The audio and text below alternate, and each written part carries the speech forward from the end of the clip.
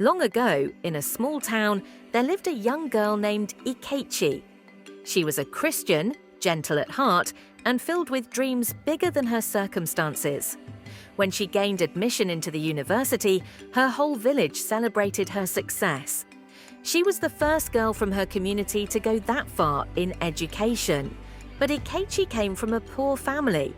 Her father had passed away years earlier, and her mother struggled to raise her and her younger siblings by selling vegetables in the market. Even though Ikechi was very intelligent, she stepped into the university with almost nothing. No fine clothes, no extra money, not even enough food at times. She stayed in the school hostel with 3 roommates. Her roommates came from wealthy homes.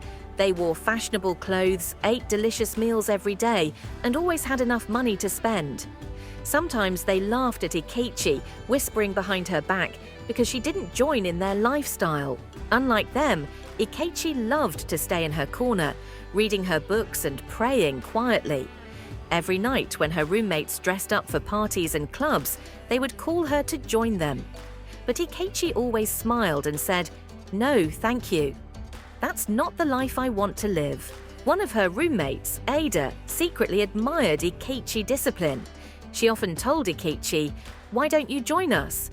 You are too beautiful to hide yourself away." But Ikechi always replied, "I'd rather focus on my studies.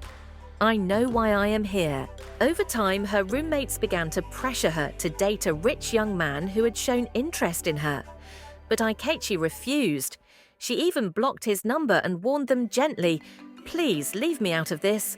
I know what I want for my life." From then on, her roommates laughed at her even more, calling her names and gossiping about her. But Ikechi didn't care. She prayed every night, asking God to help her through her journey. One semester, things became very tough. Their lecturer announced that every student must buy a particular handout, otherwise they would fail their exam. The cost was high, and Ikechi already had unpaid school bills.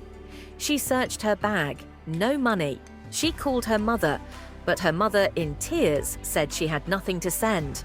Her uncle, instead of helping, mocked her and said she should find a boyfriend in school. That night, Ikechi sat on her bed, hungry and heartbroken.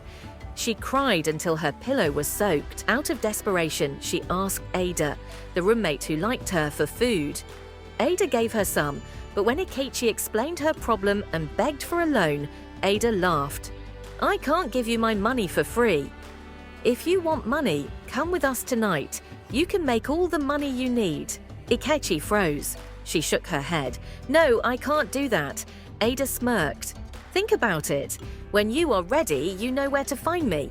That night, Ikechi could not sleep. She thought and thought. Hunger gnawed at her stomach, and fear of failure haunted her mind. In her confusion, she went to seek advice from one of her course mates, Ngozi, who was known to be kind. Ngozi listened and said, "Ikechi, please don't go down that road. Stay true to yourself. God will make a way for you. I don't have money to lend right now, but I know your hard work will not be in vain." Encouraged but still desperate, Ikechi returned to her hostel. She cried again, torn between her values and her struggles. At last, in her weakness, she whispered to Ada, "I'm ready. I will go with you."